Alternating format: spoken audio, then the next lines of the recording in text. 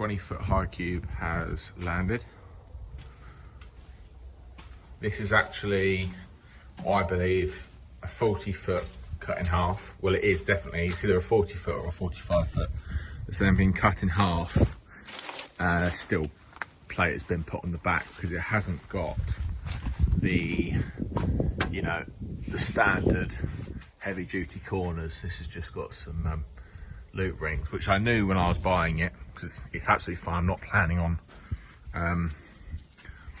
stacking it. I'm not planning on putting any weight above it, purely for the burner to go in.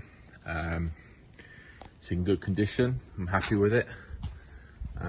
Bit of a bump down there, but it's all been dealt with. But the main thing was a high cube, because the burner itself is so tall. It's nearly 6 foot high, and I know for a fact if I went for a standard it would be quite cramped in there. So yeah, high cube container, 9.8 feet I believe. I just need to spray it and it'll be ready to go. I'll show you the inside now. So it's got standard doors on the front, standard container doors, as you can see on my last video. That's just first coat. I've still got to do a second coat, but it's looking 10 times better. It came with a lockbox on it, which is great. I may well cut off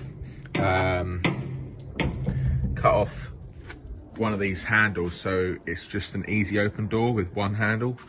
I'm not trying to secure anything majorly anyway. As you see, I'm just storing all my ducting bits in here at the minute. Floor's in good condition. Plenty good enough for what I need anyway. It's got all the hooks. That can come in handy when wiring. We can fix to that if we need to. But the plan is the burner's going to obviously go at that end. And I was quoted this was a 22 foot, but the guy that delivered it said his bed was 25 feet. And it was pretty much taking up all of it, so it's probably closer to 24 foot, which is fine, more for my money. I would just have to set it back off the concrete more than I was expecting. But the advantage of you know, 20 foot over like a 10 foot or a 15 foot is I'll be able to keep 1 or 2 cages inside here in the dry. So if, you know, when I come and load up the burner itself, very easy to get to. I know they're dry, and it'll be a little bit warm in here as well. So, you know, it will keep the temperature in the logs, make sure they're dry, because as you guys know, the Eco Angus burner really needs dry wood to gasify properly. As you can see, lots of ducting.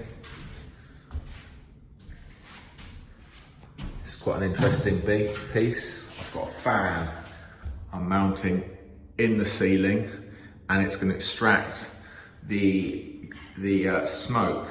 When you open that top chamber to reload, some smoke can come out the front door, and it gets quite smoky in my last burner room. So I'm planning to have a basically extractor fan just to suck all the smoke out of here when I'm only loading the burner. It will then get switched off once I've finished. As you can see, big duct for the big burner, that's 300 mil. And then for the fans and the rest of the ducting throughout the container, I've got 150, 100, and we've even got 64, I believe it is. So you'll have to stay tuned to see what's going to come to the build. But this is the little overview on the 20-foot high cube for the burner itself. So we're really starting to take shape now. It's going to be a great unit. I'm really looking forward to it.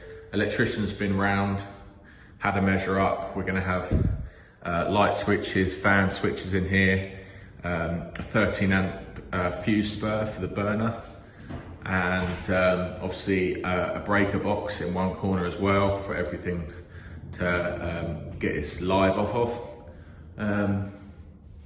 So yeah, I'm really pleased. I am probably going to source some metal sheeting to put on underneath the burner, just in case any embers drop out when I'm cleaning out the bottom door. I don't want it to land on the wood at all, so I'm going to get some either aluminium sheet or steel sheet, just to put kind of that half of the container. This front half will probably be all right, but yeah, definitely something I'm going to think about. So that's a little video of that, and we'll see you on the next one. I thought I'd mention we are 2/3 through August now, and this is how much we've eaten into the season stock. 130, 140 bags have gone out this summer, which is a ridiculous amount compared to last season. So we're definitely in for a big year.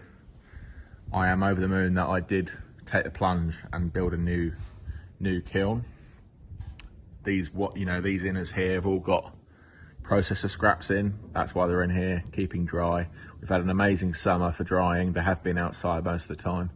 I've just bought them in because I don't want them getting rained on and ruining all that drying.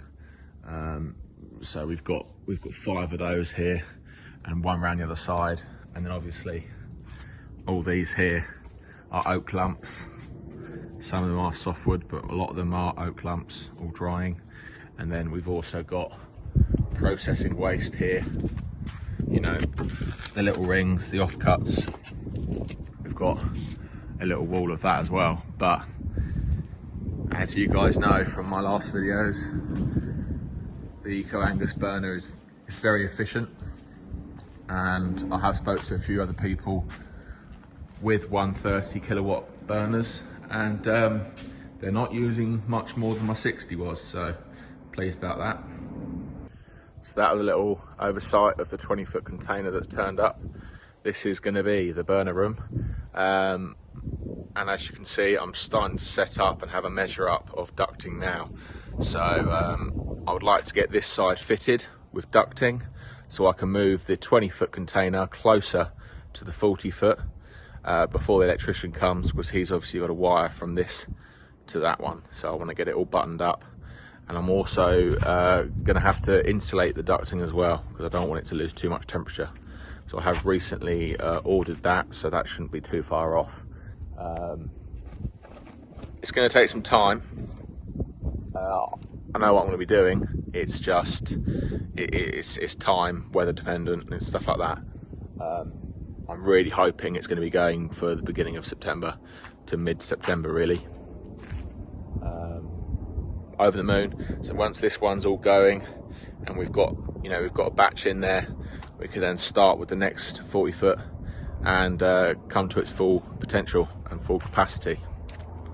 So yeah, as I said, if you like the video, give us a subscribe, hit the thumbs up, and any questions below, I do tend to answer them. I look at all the comments, so any questions, let me know.